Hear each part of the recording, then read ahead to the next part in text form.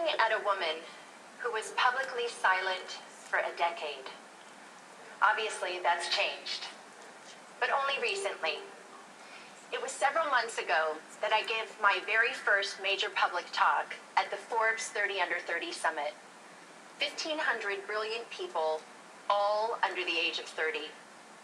That meant that in 1998, the oldest among the group were only 14, and the youngest just 4. I joked with them that some might only have heard of me from rap songs. Yes, I'm in rap songs. Almost 40 rap songs.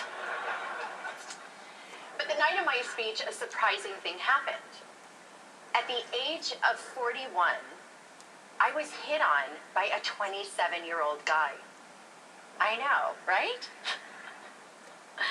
He was charming, and I was flattered, and I declined. You know what his unsuccessful pickup line was? He could make me feel 22 again.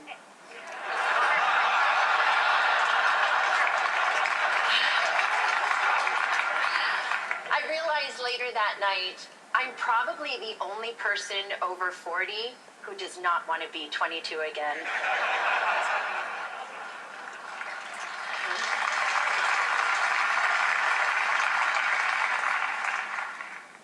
At the age of 22, I fell in love with my boss. And at the age of 24, I learned the devastating consequences. Can I see a show of hands of anyone here who didn't make a mistake or do something they regretted at 22? Yep, that's what I thought. So like me, at 22, a few of you may have also taken wrong turns and fallen in love with the wrong person. Maybe even your boss. Unlike me, though, your boss probably wasn't the President of the United States of America. Of course, life is full of surprises. Not a day goes by that I'm not reminded of my mistake, and I regret that mistake deeply. In 1998, after having been swept up into an improbable romance, I was then swept up into the eye of a political, legal, and media maelstrom like we had never seen before. Remember, just a few years earlier, news was consumed from just 3 places: reading a newspaper or magazine, listening to the radio, or watching television. That was it. But that wasn't my fate. Instead, this scandal was brought to you by the digital revolution. That meant we could access all the information we wanted, when we wanted it, anytime, anywhere. And when the story broke in January 1998, it broke online. It was the first time the traditional news was usurped by the internet for a major news story. A click that reverberated around the world. What that meant for me personally was that overnight, I went from being a completely private figure to a publicly humiliated one worldwide. I was patient zero of losing a personal reputation on a global scale almost instantaneously.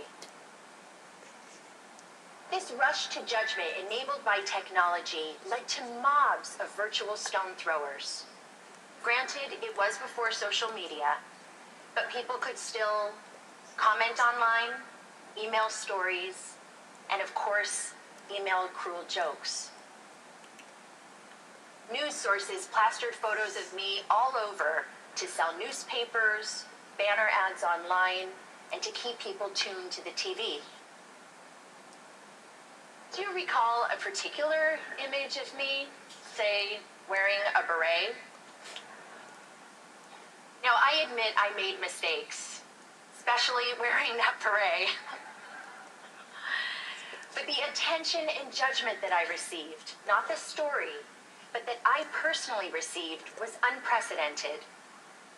I was branded as a tramp, tart, slut, whore, bimbo, and of course, that woman. I was seen by many, but actually known by few. And I get it. It was easy to forget that that woman was dimensional, had a soul, and was once unbroken. When this happened